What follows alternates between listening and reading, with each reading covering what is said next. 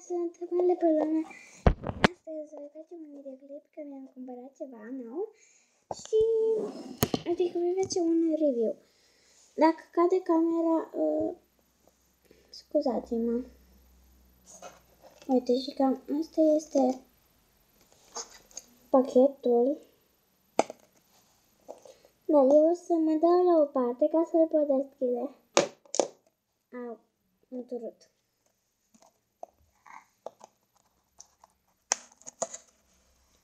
O să trebuiască să prindeți scotch ăsta. Este uneori chiar greu.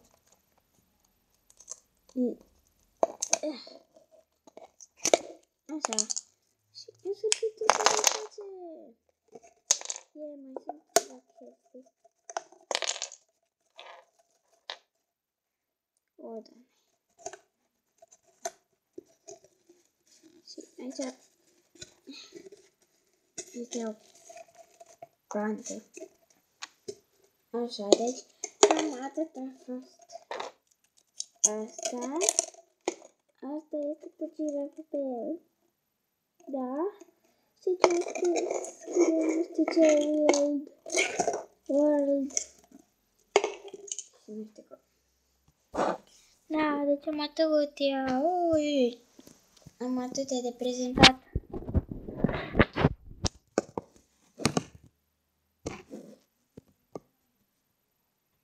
Da, scuzați-mă că poate să cadă camera.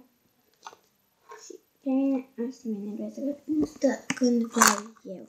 Deci așteptați doar puțin. Era foarte mult, dar că trebuie să-l mai reglez acum.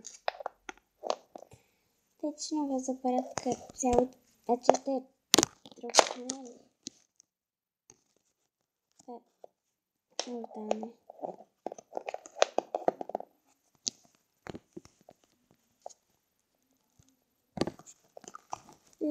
Doamne. Mai am ceva de pus și gata. Perfect. Deci acest ren, care e roșu, este foarte, foarte simpatic. Nu știu dacă focalizează. Da, l-am scăpat. Îl vom pune aici. Este foarte micuț pe lângă ponii. Aici un leu care este ca un fel de auriu. Nu se vede. Să cred că se vede sau habar n-am. Îl punem după ren. După aia acest cangur este foarte, foarte simpatic și asta. Este galben. O, Doamne. Este dintr-o colecție cu animale.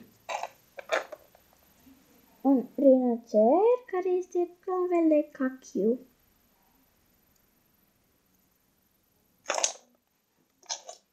După aia, această cămilă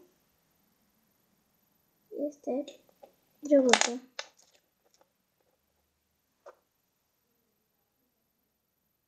Și asta este un hipopotam atât de drăguț. O deschide gura. Și uite, aici a venit cu o plântăță și pot să bag plântăța în gură. Da, și este foarte simpatic. Place foarte mult. Da. Și aceasta girafa, care este cea mai mare, are un gât lung. Mai mult asta am văzut în pachet și asta mi-a dorit-o. O, Doamne, scuzați-mă pentru asta, dar...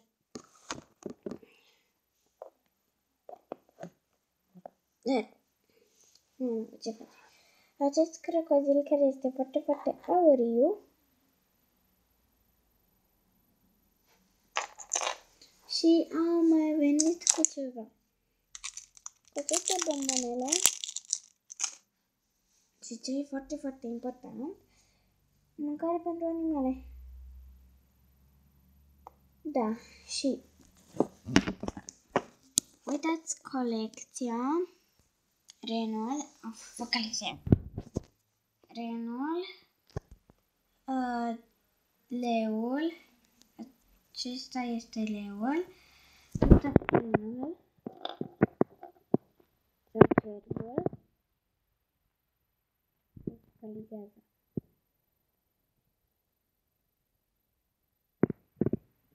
Nu, dar nu filmează bine uneori. Da, renul și toți ceilalți. Unii nu este numai.